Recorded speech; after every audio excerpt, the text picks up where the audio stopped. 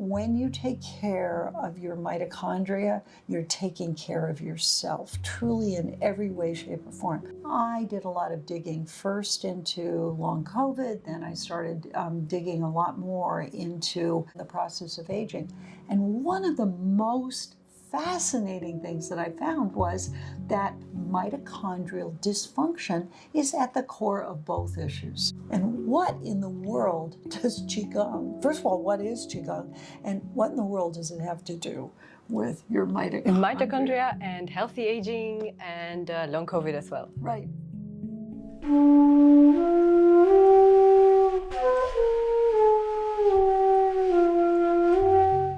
I am pleased to welcome back Dr. Mardi Crane, who will be talking to us about the things you can do now to keep your mitochondria healthy, and why this is relevant to recovering from long COVID as well as healthy aging. And Mardi, I want to start with a question. How did you get into writing on Substack and teaching Qigong? Oh my goodness. Well, the thing that started my writing on Substack was that back in 2020, I got COVID, like so many other people, and went through 2 years of being very sick. I had long COVID, and I did manage to begin to recover, but my recovery was based on a lot of research that I was doing, medical research, essentially going into the literature and trying to understand the nature of the virus that we were all dealing with, and what the most cutting edge information was about the virus. Essentially what I found was that there's a lot of evidence that the primary symptoms of long COVID, and indeed the circumstance of acute COVID, are largely associated with the mitochondria in our bodies, in our cells, and then mitochondrial dysfunction. But when I started looking at what doctors knew about this, I found there was very, very little. It was in the research part of the literature. So I thought, well, this is a message that needs to get out to people, to folks who are suffering from long COVID, because I also found that there are things that you could do about it. So that's how it started. Fast forward to where we are today, I began also to include a lot about the aging process.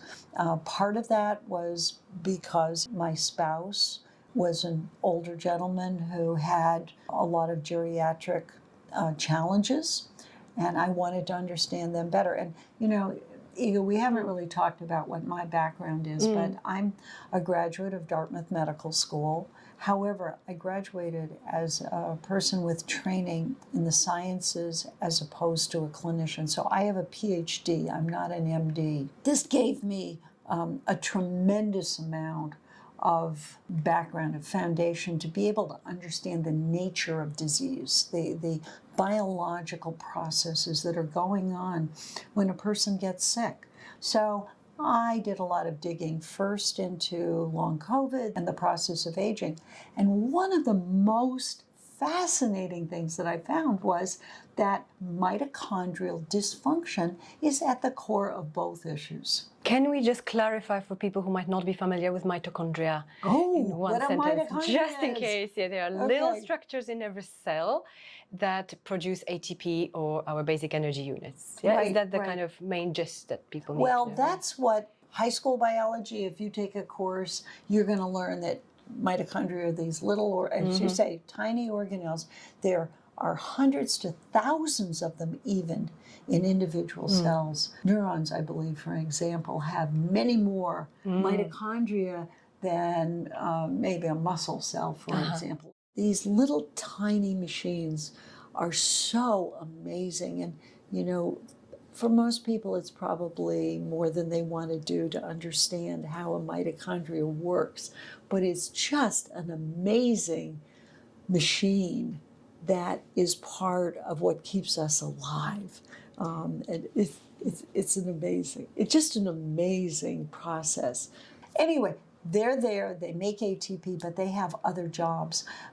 They're very important in cell signaling. But another aspect that's important for people to know is that they're a part of what's called the innate immune system. This is not adaptive. This is like it's always there to protect you. They're part of the innate immune system that addresses viral infections. So when we have mitochondria that aren't working, not only are we not getting the energy that our bodies need, but we also have a compromised immune system in terms of viral infections. Over time, just by the natural processes that a human goes through, there's a certain amount of damage that happens. The mitochondria are normally able to engage in a process that's called biogenesis. And it's the repair and replacement of mitochondria.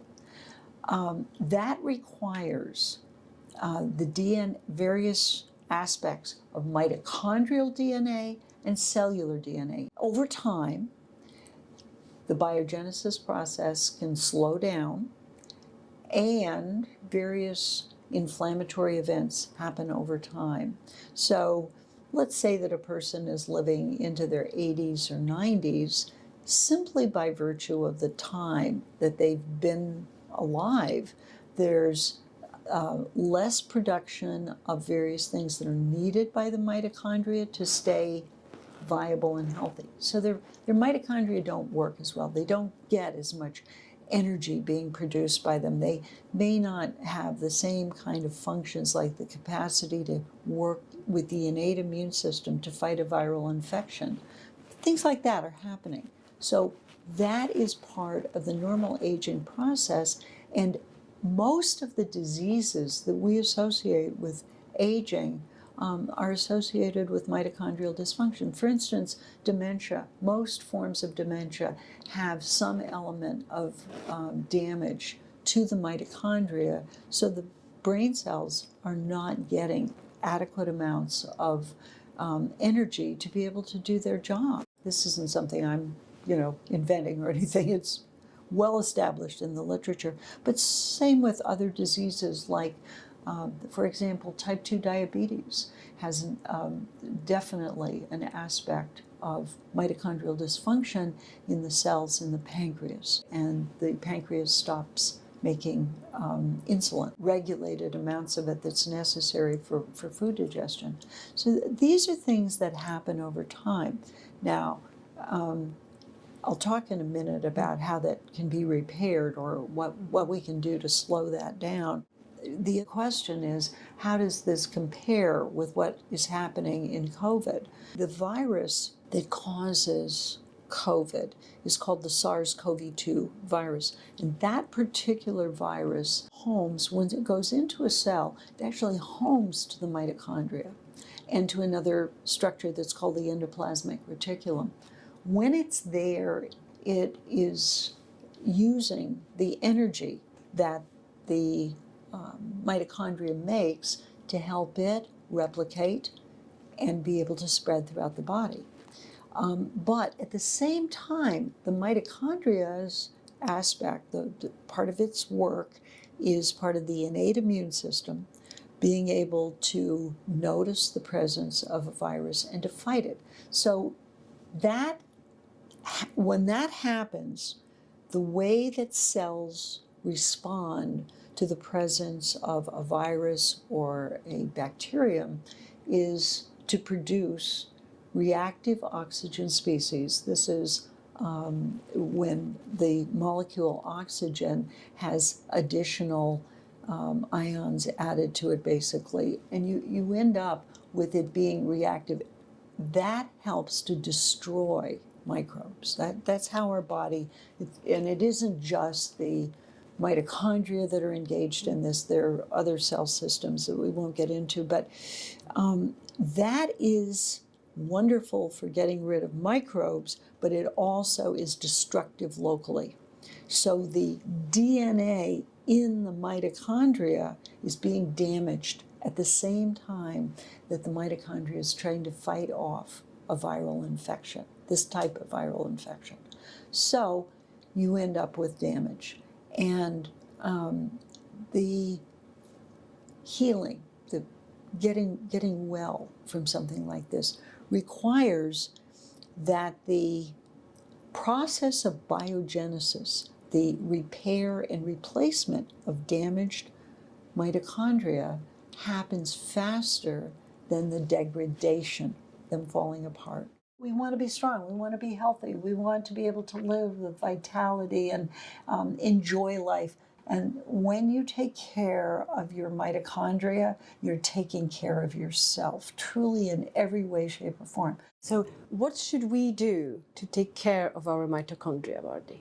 Well, the number one thing that I talk about, that's to stay away from actions, events, and so on that cause inflammation. Now, what would they be? Stress is definitely one of the issues. And we could get into a lot of the, endocrine, neurological, and so on pathways, but it's really getting into the weeds.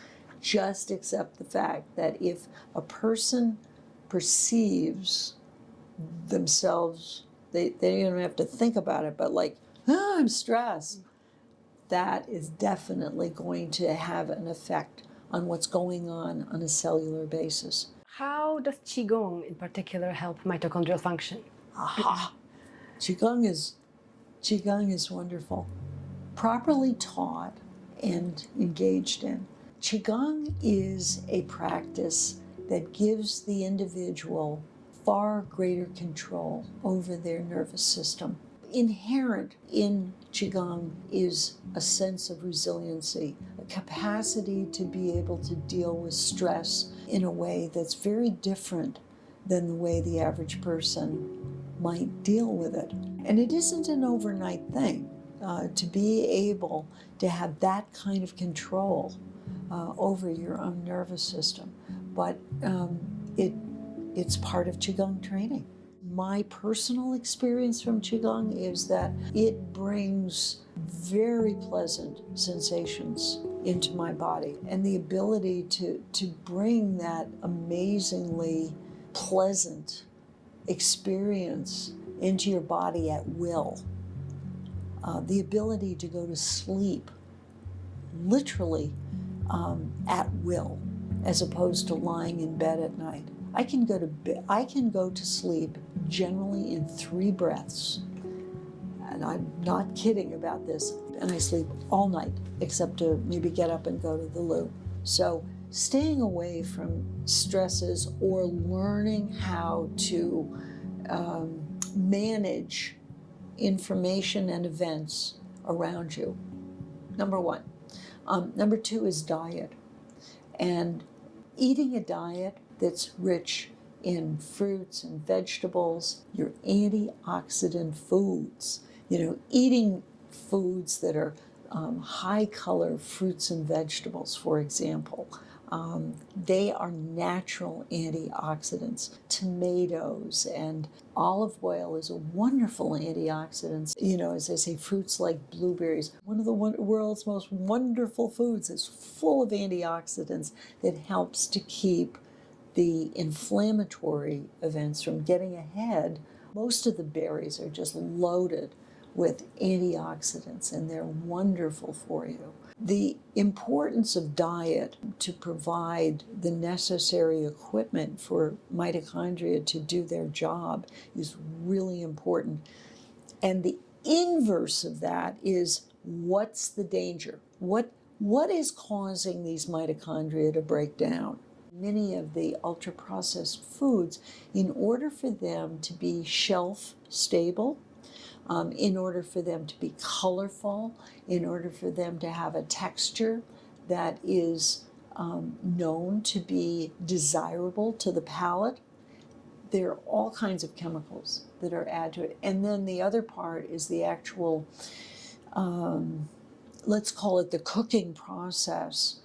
Many of these foods are exposed to very high temperatures, and it changes the molecular structure of the food, real food, that's gone into it. One of the other things that many people are aware of is refined sugars and high fructose corn syrup. These are inflammatory foods, and you put them into your system, and it would be like pouring gasoline on a fire. And if we use that metaphor of fire, that's what ends up happening. In the environment, we have air pollution. There are other sources of toxins.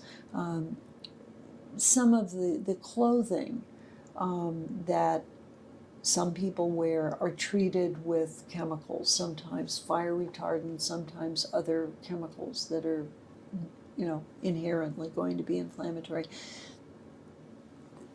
The ability to be able to avoid these things is to stay as close to natural products as you can.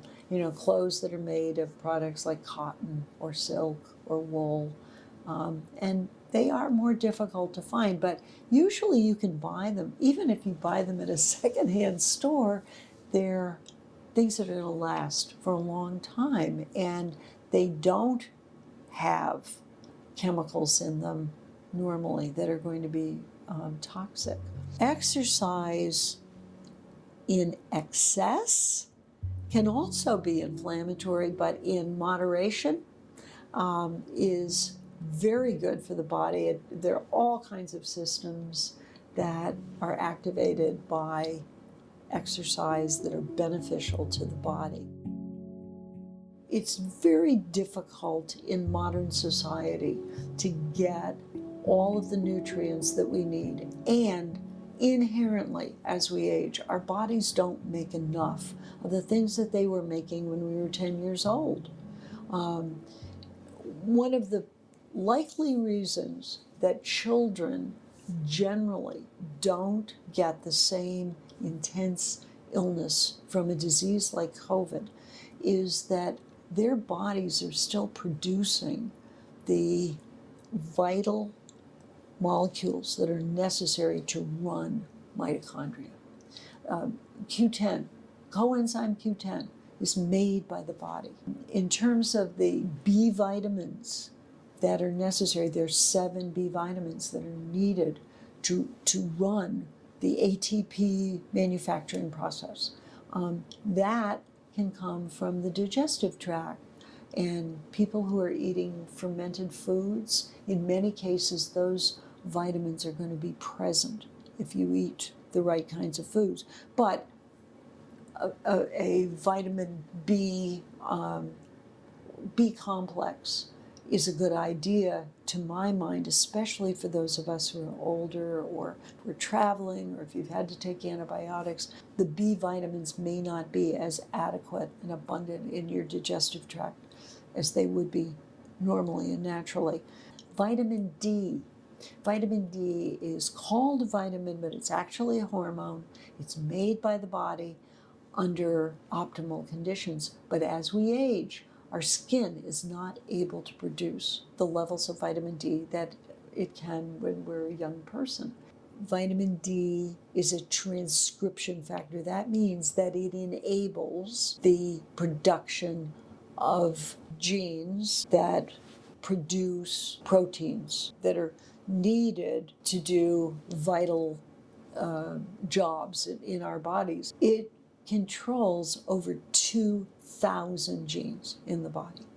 So when people will occasionally say, oh, vitamin D boosts your immune system, that is not true.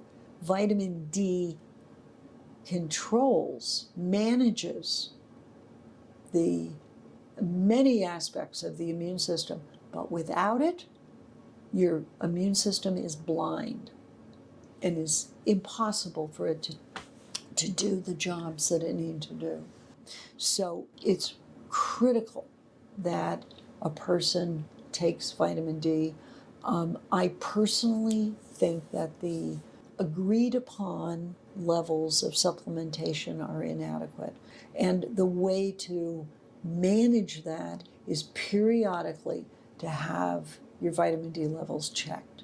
Social engagement is inherently soothing and anti-inflammatory. It should be anti-inflammatory. You should obviously be looking for social engagement with people that you're not at odds with.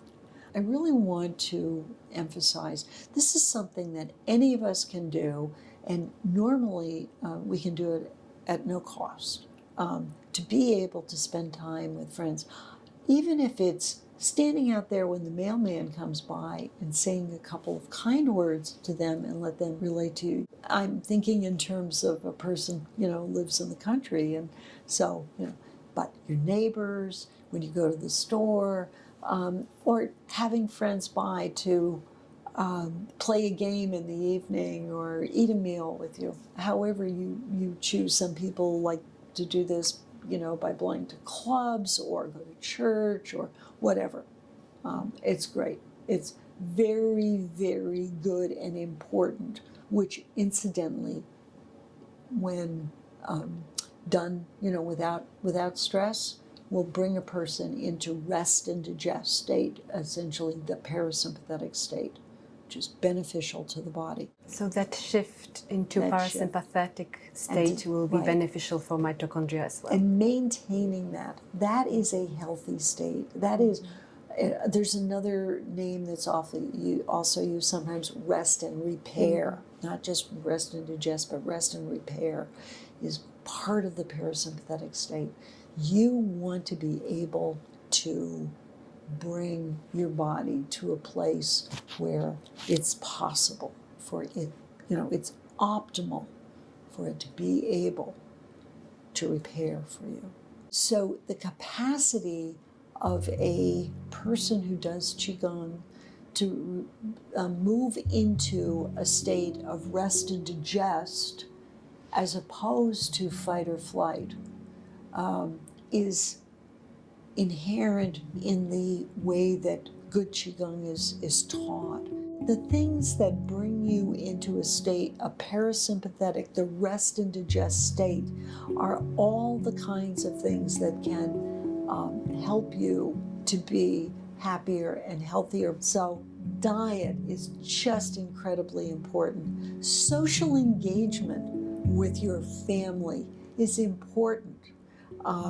Being able to have fun and enjoyment, they're all working towards benefiting the mitochondria, which are in the background. They're just going on there all the time. For those of us who do not have long COVID, let's say, an average person in functional health, still able to get out of bed and just about to go about their day, what would be the symptoms of mitochondrial dysfunction that might be creeping in that we should all be aware of? Well, over time, fatigue,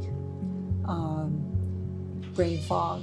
But what you're really looking for are often the things that we call the early signs of aging.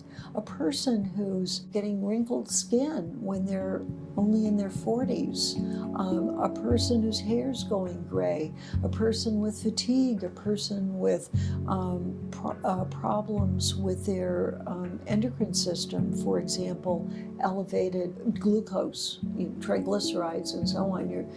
All of these are things that can be early signs of these systems in your body breaking down. For those of us who are interested in healthy aging and healthy living, when is the right time to be taking care of our mitochondria? Well, you should be taking care of your mitochondria your whole life. If you're a mom, you want to be making sure that your children and yourself and your whole family are getting healthy foods. The basic tenets of wellness, without talking about mitochondria, healthy living, most of those advice are based on the idea of keeping your inflammation down and keeping your mitochondria healthy. You've got a wonderful, wonderful body, and it's amazing what it can do for you if you take care of it. If you want to delve deeper into these topics, please check out the link to Substack articles in the notes below. as well as the other interviews where Mardi speaks about her research on Qigong, stress and inflammation.